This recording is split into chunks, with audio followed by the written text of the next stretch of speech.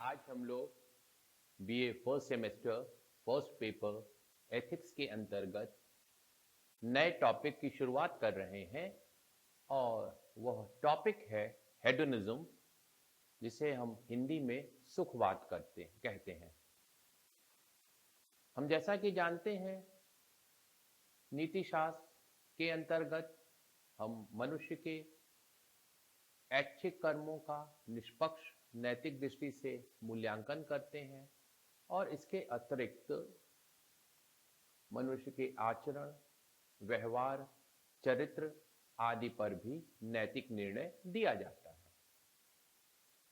इस प्रकार का नैतिक मूल्यांकन अथवा नैतिक निर्णय तभी संभव होता है जबकि हमारे समक्ष कोई नैतिक आदर्श अथवा मानदंड हो, और इस प्रकार से नीति शास्त्र का कार्य आदर्श अथवा मानक की स्थापना करना है। और इसीलिए नीति शास्त्र को आदर्श मूलक अथवा मानकी विज्ञान भी कहा जाता है।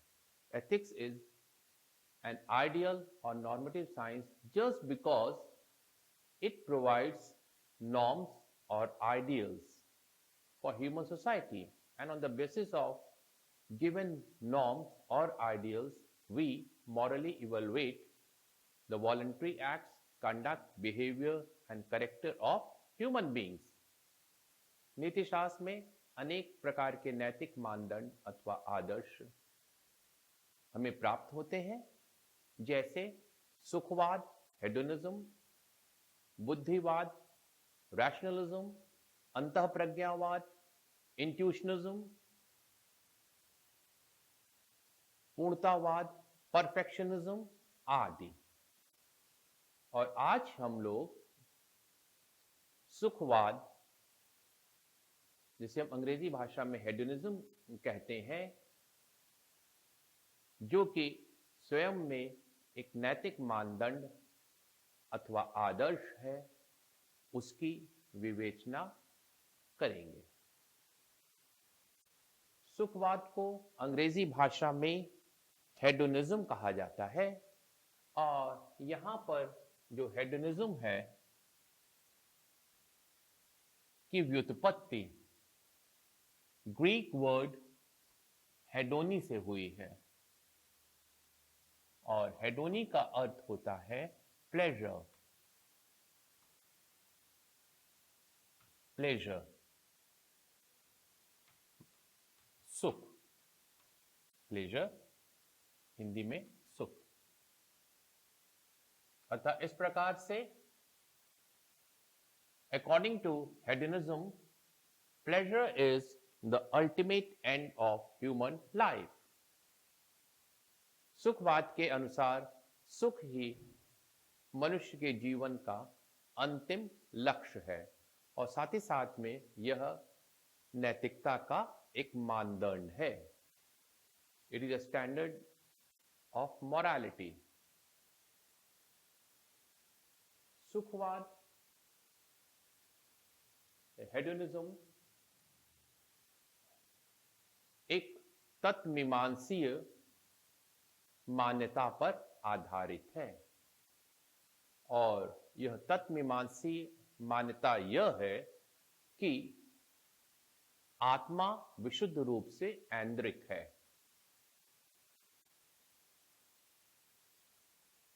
Self is purely sensuous in nature. This is a kind of metaphysical assumption which we find in hedonism.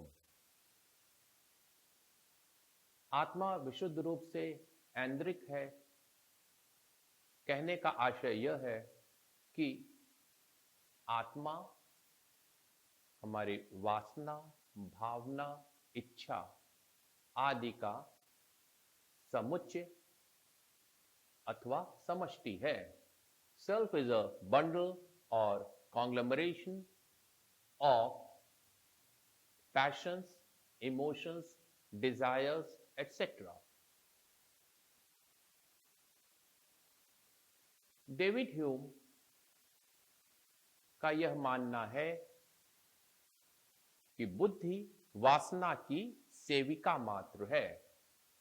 Reason is a handmaid of passion. यहां पर बुद्धि को वासना की सेविका कहने का अर्थ यह है कि बुद्धि सदैव हमारी वासना एवं इच्छा पूर्ति में संलग्न रहती है। It is all the time engage in serving the purpose of our desire. सुखवाद का वर्गीकरण सर्वप्रथम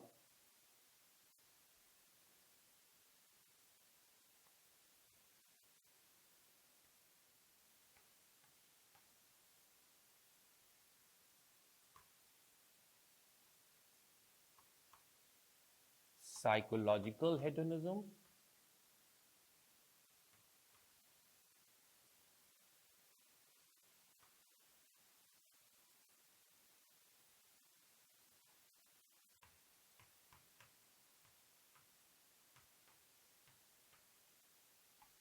मनोवैज्ञानिक सुखवाद एवं एथिकल हेडोनिज्म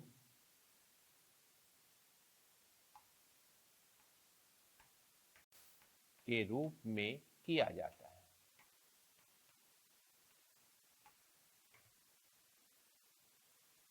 मनोवैज्ञानिक सुखवाद के अनुसार मनुष्य सदैव सुख का अनुसंधान और दुखों से निवृत्ति का प्रयास करता है। According to psychological hedonism, we always seek pleasure and avoid pain. अतः इस प्रकार से मनोवैज्ञानिक सुखवाद यह मानता है कि सुख ही हमारी इच्छाओं का स्वाभाविक और साधारण विषय है। According to hedonism, pleasure is a natural and normal object of all our desires. नैतिक सुखवाद यह प्रतिपादित करता है कि हमें सदैव सुख प्राप्ति एवं दुखों से निवृत्ति का प्रयास करना चाहिए। We ought to seek always pleasure and avoid pain. अर्थात यह सुख ही है जो कि हमारी समस्त इच्छाओं का उपयुक्त विषय है। Pleasure is an appropriate object of all our desires. हम यह कह सकते हैं कि जहां पर मनोवैज्ञानिक सुखवाद वस्तु स्थिति अथवा तथ्य का निरूपण करता है, तो वहीं नैतिक सुखवाद में आदर्श अथवा वांछनीय स्थिति को प्रस्तुत किया जाता है। अथवा दूसरे शब्दों में मनोवैज्ञानिक सुखवाद का संबंध है से है, तो वहीं नैतिक सुखवाद का संबंध चाहिए से है। Psychological hedonism is related with is, whereas ethical hedonism is associated with ought. What is and what ought to be. This is the basic distinction between psychological and ethical hedonism क्या है और क्या होना चाहिए। इस प्रकार का हम विभेद मनोवैज्ञानिक और नैतिक सुखवाद में करते हैं। मनोवैज्ञानिक सुखवाद का सर्वप्रथम प्रतिपादन एरिस्टिपस ने किया था।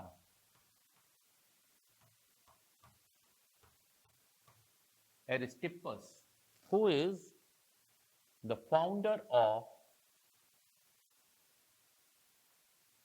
Cyrenaic School, जो कि सिरनैक संप्रदाय के संस्थापक हैं। और सिरनैक संप्रदाय क्या है? सबसे प्राचीन सुखवादी संप्रदाय है। एंशियंट ग्रीक पीरियड में एरिस्टिपस ने सिरनैक स्कूल को फाउंड किया, जो कि हेडोनिज्म को स्वीकार करता है। एरिस्टिपस के पश्चात मॉडर्न एथिक्स में हेडोनिज्म के सपोर्टर के रूप में बेंथम एंड मिल को पाते हैं।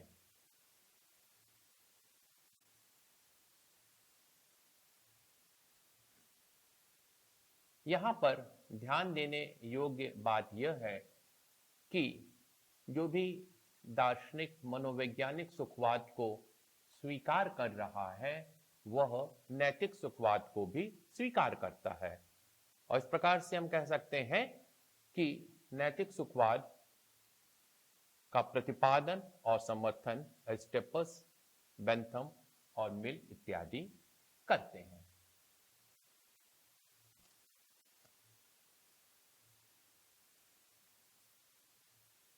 हम जैसा कि जानते हैं मनोवैज्ञानिक सुखवाद की यह मान्यता है कि हम सदैव सुख का अनुसंधान और दुखों से निवृत्ति का प्रयत्न करते हैं।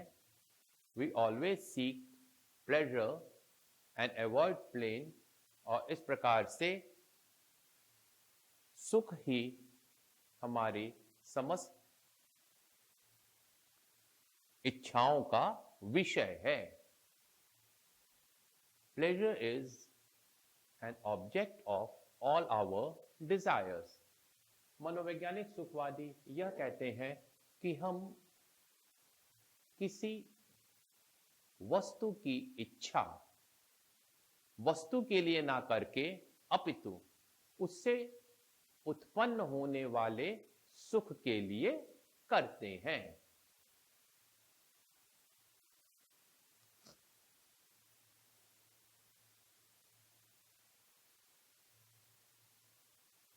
बेंथम मनोवैज्ञानिक सुखवाद का समर्थन करते हैं और इस संदर्भ में उनका यह कथन अत्यंत ही महत्वपूर्ण है कि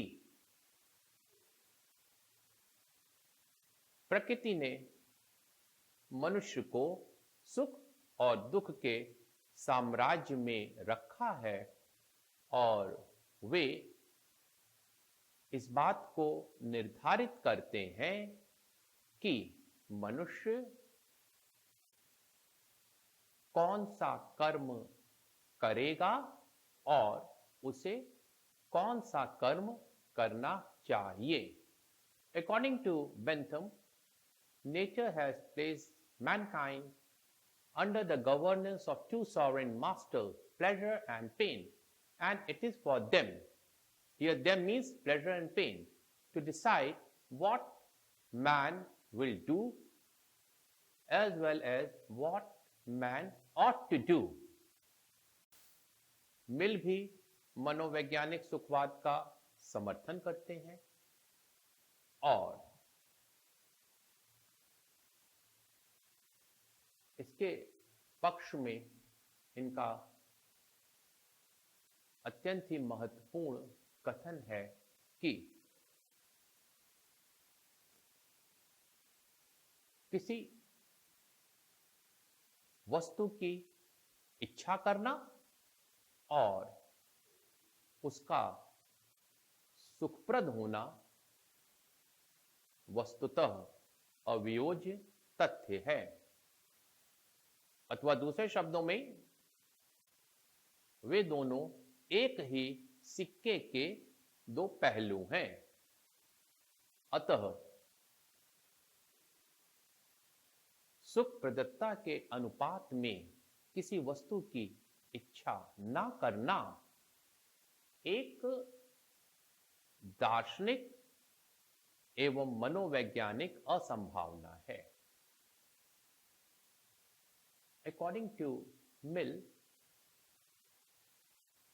desiring a particular object and finding it to be pleasant are inseparable fact, or in other words, they are two sides of the same coin, and therefore it is philosophically and psychologically impossible not to desire a particular object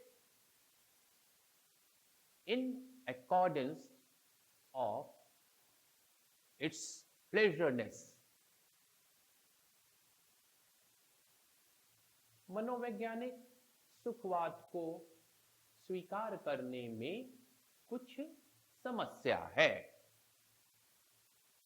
और समस्या यह है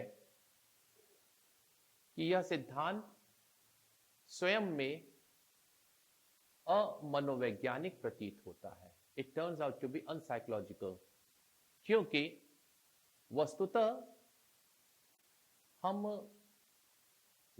सुख की नहीं अपितु वस्तु की इच्छा करते हैं, और जब भी हमें वस्तु अथवा लक्ष्य की प्राप्ति होती है तो उसके परिणाम स्वरूप हमें सुख की प्राप्ति होती है। So it is other way round. We don't desire pleasure, rather we desire a particular object, or we seek to achieve a particular goal, and the fulfillment of our wish or desire culminates into pleasure. मनोवैज्ञानिक सुखवाद के विरुद्ध शिज़विक ने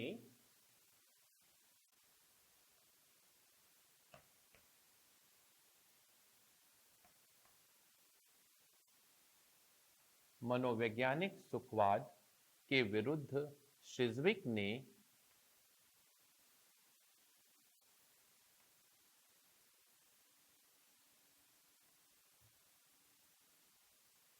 एक अत्यंत ही महत्वपूर्ण आक्षेप प्रस्तुत किया है, जिसे हम पैराडॉक्स ऑफ हेडोनिज्म कहते हैं।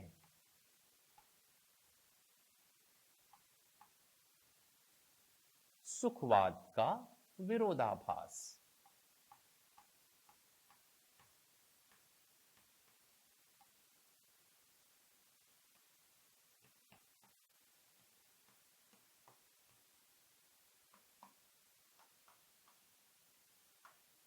सुखवाद का विरोधाभास। Shirzvik has formulated paradox of hedonism.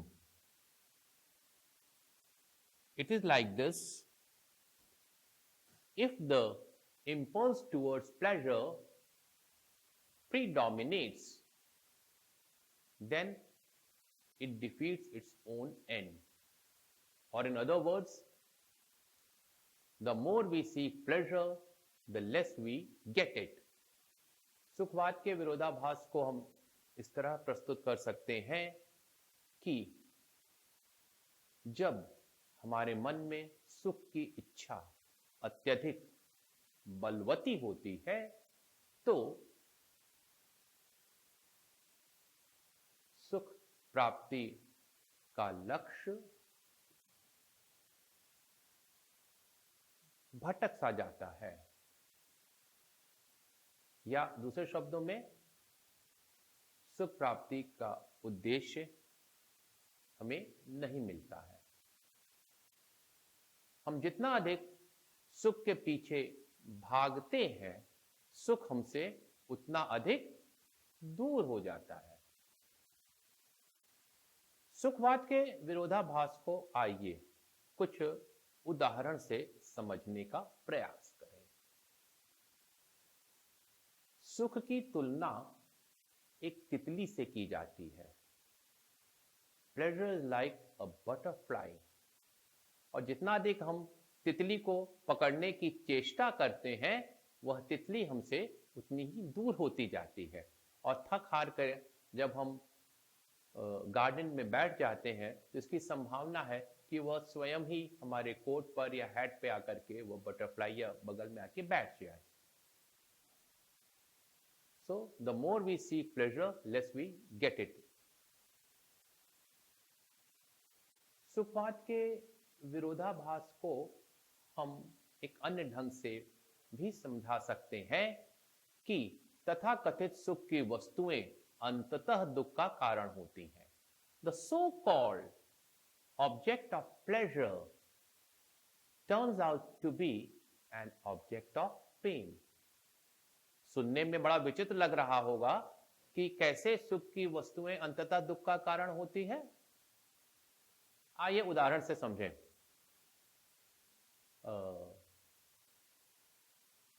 Bike ride के लिए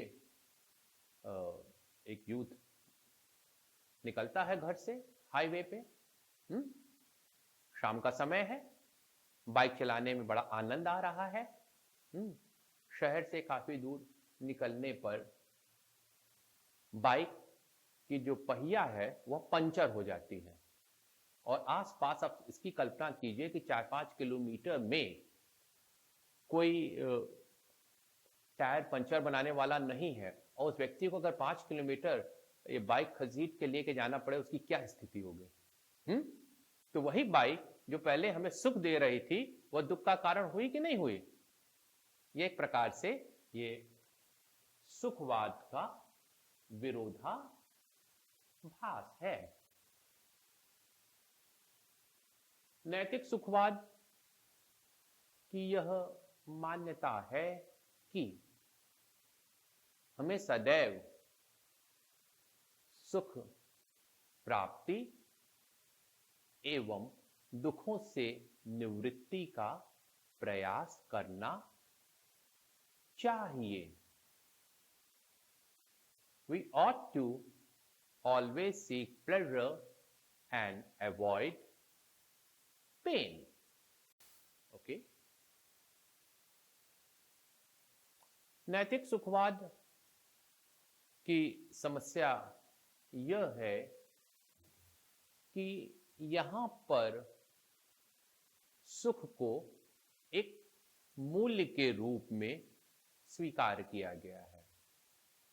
Here pleasure is considered as one of the values, जबकि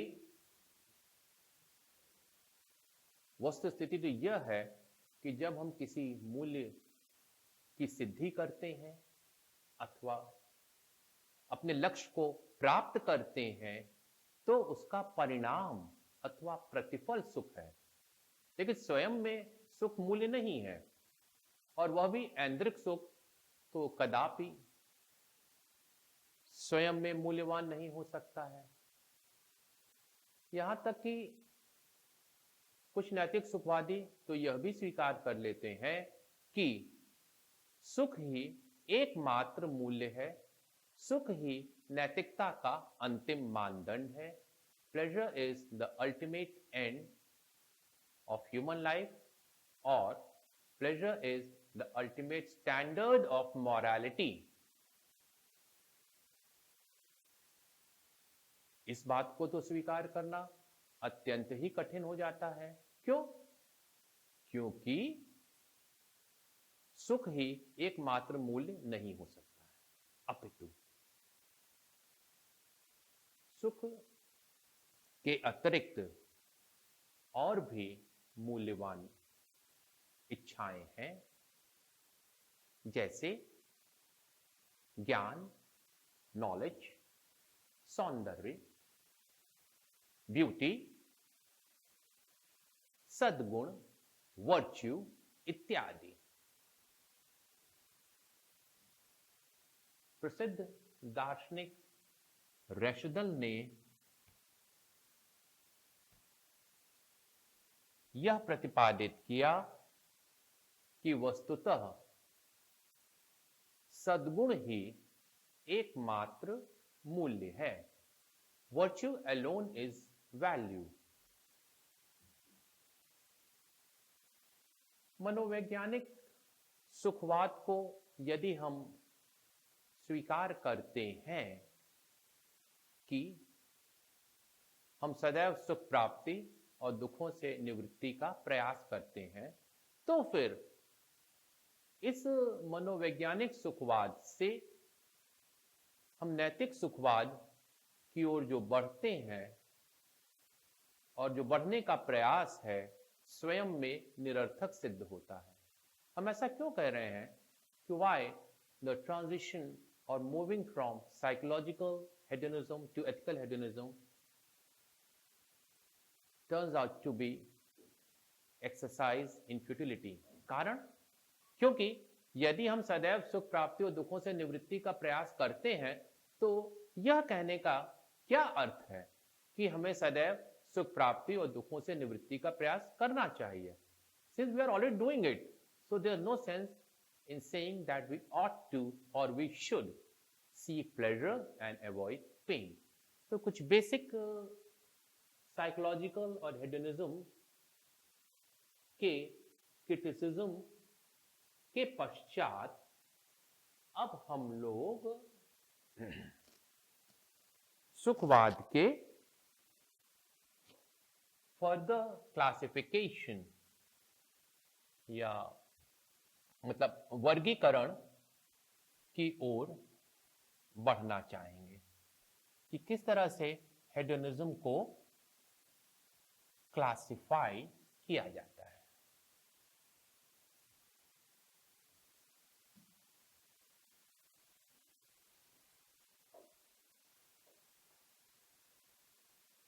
साइकोलॉजिकल हेडोनिज्म स्वयं में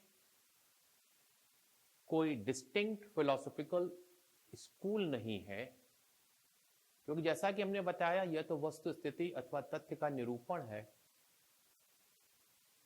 और इस प्रकार से जो फर्दर क्लासिफिकेशन है वह साइकोलॉजिकल हेडोनिज्म का ना हो करके अपितु जो भी क्लासिफिकेशन है वह एथिकल हेडोनिज्म या नैतिक सुखवाद का है। और नैतिक सुखवाद में जो वर्गीकरण का तरीका है वह यह है कि हम सुख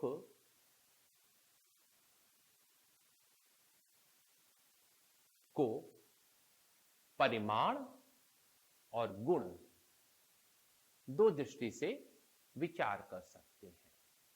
We can think about pleasure in two distinct terms, and these two terms are quantitative and qualitative one.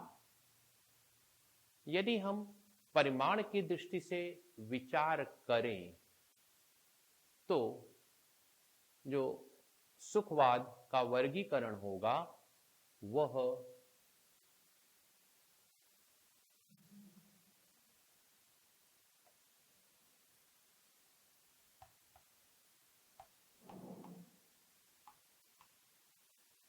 egoistic hedonism,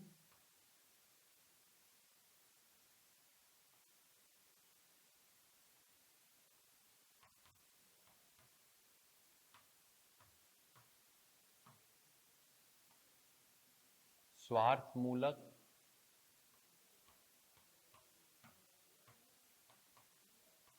सुखवाद,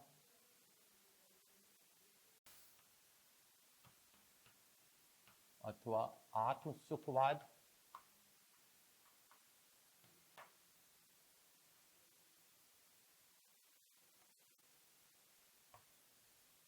दूसरा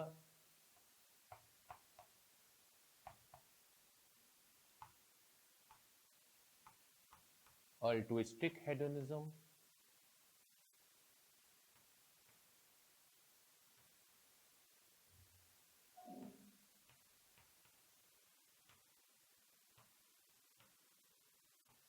परार्थमूलक सुखवाद,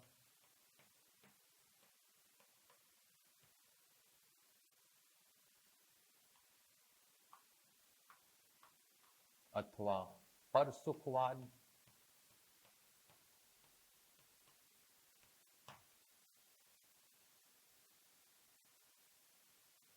This is based on quantitative distinction of pleasure.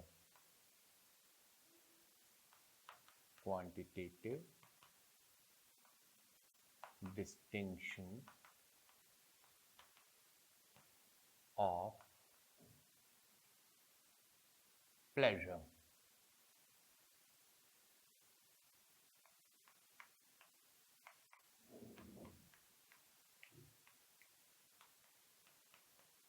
सुख में परिमाणात्मक विभेद।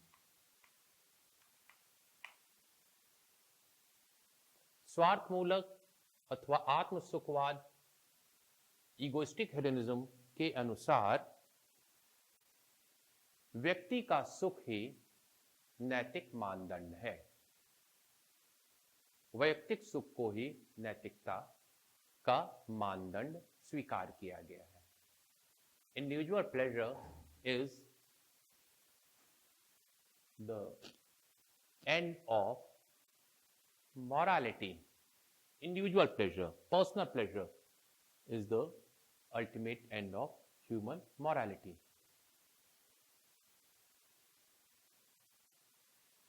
जबकि परार्थमूलक सुखवाद अथवा परसुखवाद, अल्ट्रुइस्टिक हेडोनिज्म की यह मान्यता है कि व्यक्तिगत सुख नहीं अपितु अधिकतम व्यक्तियों का अधिकतम सुख या सामान्य सुख नैतिक मानदंड है। According to altruistic hedonism, it is not individual pleasure, rather it is general pleasure or maximum happiness of maximum number is the ultimate standard of morality. तो एक में व्यक्तिगत सुख है तो वह स्वार्थ मूलक या आत्म सुखवाद, जहां हम इंडिविजुअल प्लेजर की बात करते हैं, अपने लिए अधिकतम सुख की बात करते हैं, अपने लिए अधिकतम सुख की प्राप्ति। और तो दूसरे में पर सुखवाद में अधिकतम व्यक्तियों के अधिकतम सुख की बात की गई है। करेक्ट? तो ये तो डिस्टिंक्शन हुआ किस आधार पर? Quantitative distinction. और जब हम क्वालिटेटिव डिस्टिंक्शन करेंगे प्लेजर में,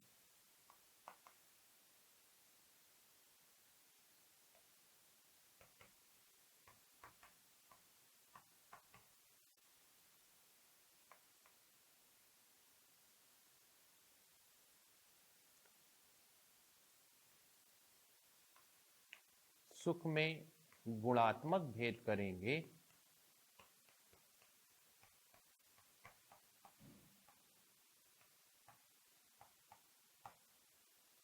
तो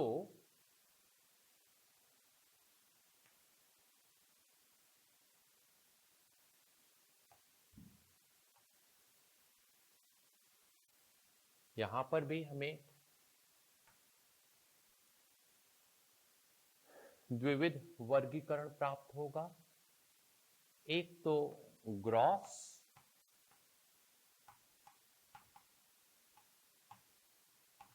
स्थूल और दूसरा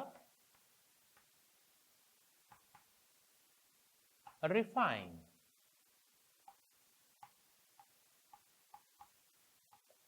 परिष्कृत।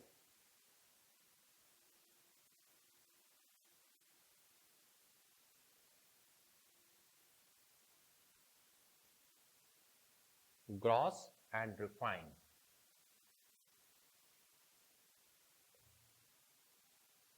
ग्रॉस हेडोनिज्म के अंतर्गत यह स्वीकार किया जाता है कि सभी सुख एक समान होते हैं और सुख में जो भेद है वह केवल परिमाणात्मक अथवा मात्रा भेद है। गुणात्मक भेद नहीं. All pleasures are alike, and the distinction which we find amongst different kinds of pleasure are only quantitative one and not qualitative. जबकि इसके विपरीत रिफाइन या परिष्कृत या सुसंस्कृत सुखवाद में हम यह पाएंगे कि सुख में परिमाणात्मक या मात्रा भेद के अतिरिक्त गुणात्मक भेद भी पाया जाता है. Here we do have not only quantitative distinction amongst pleasure, rather we have qualitative one also. कहने का अर्थ यह है कि परिष्कृत सुखवाद में एक सुख दूसरे सुख से गुणात्मक दृष्टि में भिन्न और श्रेष्ठ होता है. उदाहरण के तौर पर अगर कोई सुखवादी सुख में गुणात्मक भेद को स्वीकार करेगा तो वह यह कहेगा कि बौद्धिक अथवा आध्यात्मिक सुख शारीरिक अथवा ऐन्द्रिक सुख से श्रेष्ठ है. क्यों? क्योंकि इसमें मनुष्य की उच्चतर शक्तियों का अर्थात बुद्धि का प्रयोग है. अब हम दो प्रकार के डिस्टिंक्शन के आधार पर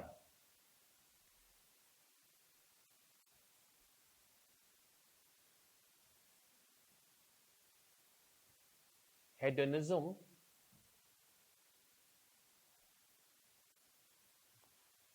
का प्रॉपर क्लासिफिकेशन देना चाहे तो वह इस प्रकार से संभव है.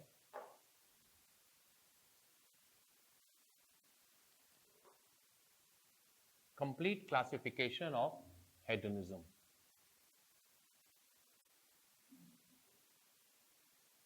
Hedonism can be broadly classified into psychological,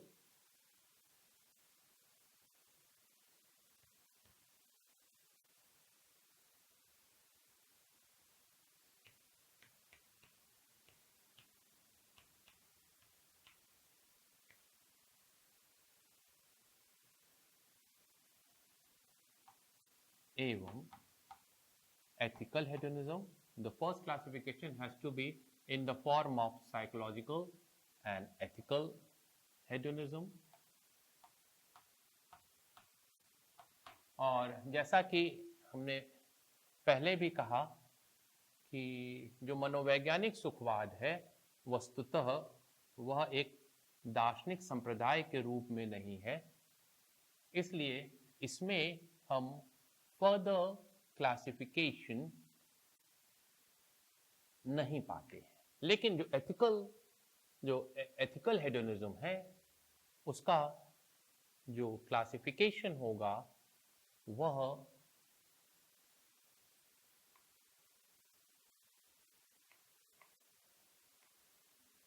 egoistic,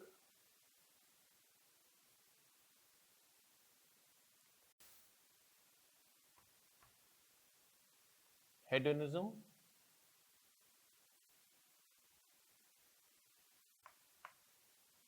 एवं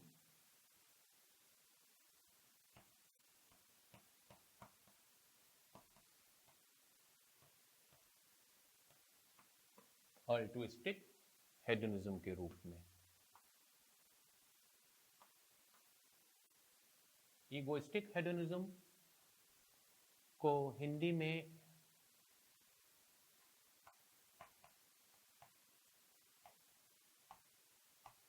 स्वार्थ मूलक अथवा आत्म सुखवाद, तो वहीं अल्ट्रुइस्टिक हेडोनिज्म को हिंदी में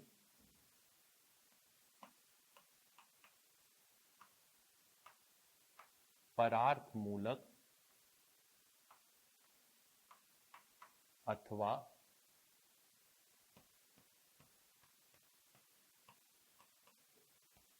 पर सुखवाद कहते हैं। Okay, so egoistic and altruistic. Then again, egoistic hedonism is further subclassified into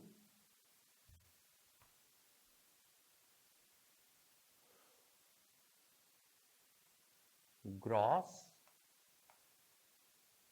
egoistic hedonism, स्थूल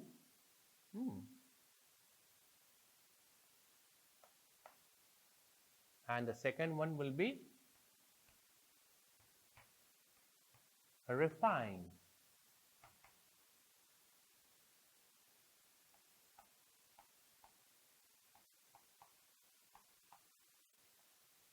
परिष्कृत। उसी प्रकार से altruistic hedonism is further classified into gross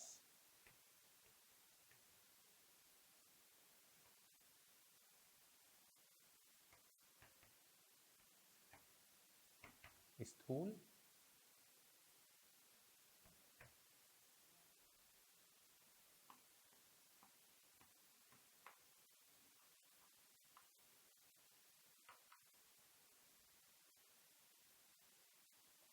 refined.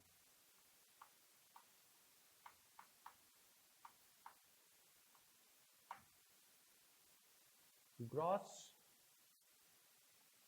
Egoistic hedonism के अंतर्गत हम किन दार्शनिकों को पाते हैं?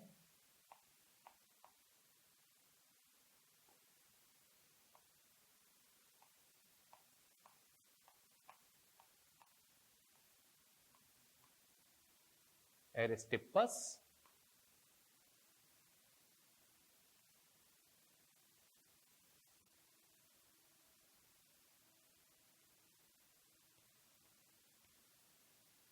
मैंडेविल और हेल्वेशियस को।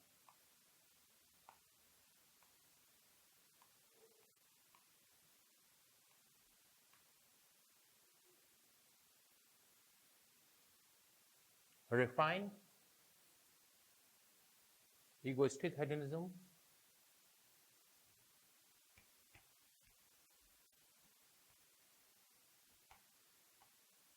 Epicurus. ग्रॉस altruistic hedonism का एग्जाम्पल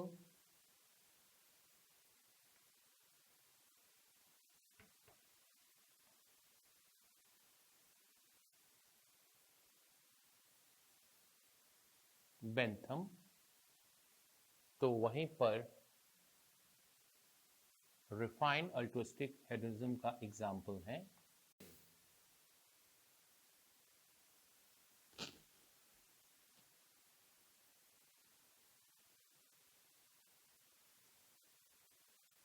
जैसा कि हम जानते हैं एरिस्टिपस सिरनैक संप्रदाय के आपके आदि प्रवर्तक हैं और उनका संबंध जो है स्थूल आत्म सुखवाद ग्रॉस इगोइस्टिक हेडोनिज्म से है, जो यह मानते हैं कि सभी सुख एक समान है और सुख में जो भेद है वह केवल परिमाण अथवा मात्रा को लेकर के है।